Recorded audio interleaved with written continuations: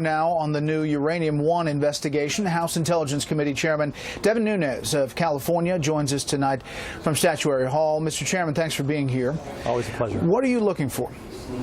Well, first and foremost, we want to find out whether or not the FBI or DOJ or both had an open investigation at the time that this deal was approved by several government agencies called CFIUS. I don't want to get into that, but basically it had to have approval from several cabinet-level people, including Secretary Clinton.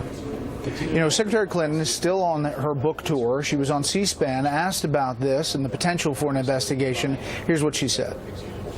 The closer the investigation about real Russian ties between Trump associates and real Russians, the more they want to just throw mud on the wall, and I'm their favorite target, me and, President Obama. We're the ones that they always like to put into the crosshairs. It's the same baloney they've been peddling for years, and there's been no credible evidence by anyone. Your reaction to that?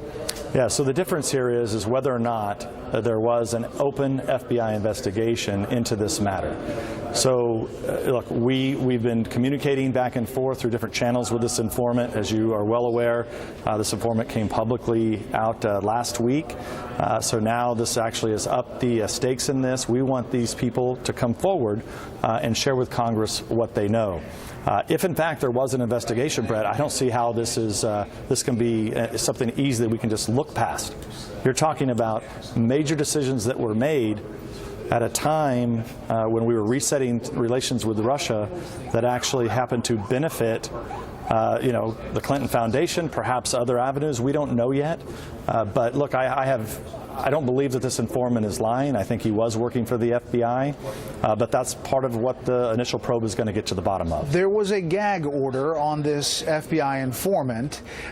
Is there a prospect that that will be lifted imminently? So what we believe, so the intelligence committees are made precisely to take in people that were working in the intelligence agencies or for the intelligence and give them a right to go to the legislative branch and share classified information. So we believe that any informant, for that matter, can do this. And this is part of the reason why we're working with the Government Oversight Committee, because there's so many government agencies that this could involve, that Trey Gowdy, the chairman of that committee now, and I are teaming up. So there's a place for witnesses to come to with classified information, and there's a place for the rest of the folks to go that have information that may not be classified.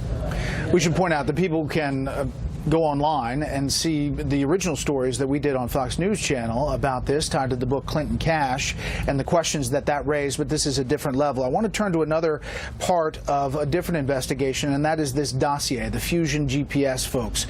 How would you describe the attitude of Democrats on the Intelligence Committee towards the probing of the origins of this so-called dossier and how they're accepting that? Well, look, to me it looks like they're obstructing the investigation. Look, this is now in the courts. The House General Counsel is now representing the Congress in this. This is because Fusion GPS has went to the court on this matter.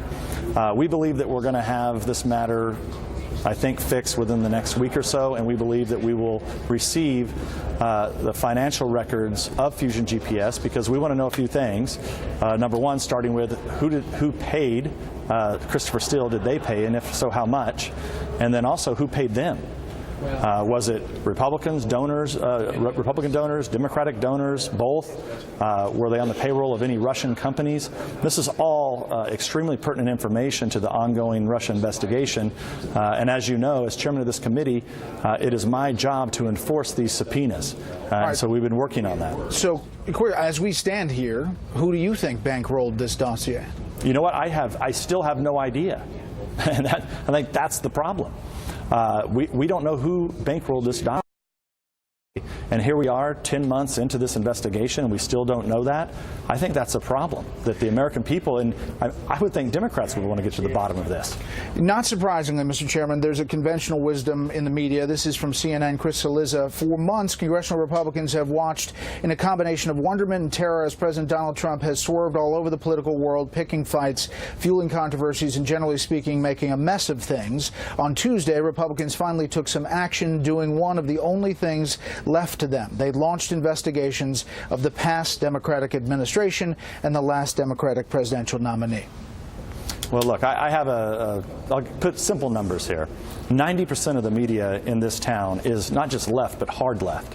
And they become very vocal against this president. And anybody who has anything to say, they attack, as somebody who gets attacked by them on a daily basis. Then there's about 5%, I'd put you in this category, Bret, I think, that are very fair. And then, of course, there's about another 5% that are hard right. But, you know, the president has really no chance in this town with the media after him all the time. But that has nothing to do with the fact of the matter is that we're trying to get answers. The American people should want the answers of who paid for the dossier.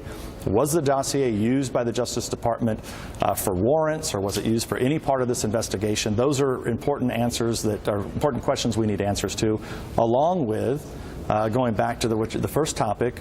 I think people need to know whether or not there was any involvement by the Russian government to sway favor with U.S. government agencies. And as you stand there tonight, you still tonight have not seen anything that shows collusion between the Trump campaign and the Russians. No, and look, this is what I've said. I said this 10 months ago. I said this 7 months ago. I said it last month, and even today on your show. There still is no evidence of collusion between Trump and the Russians.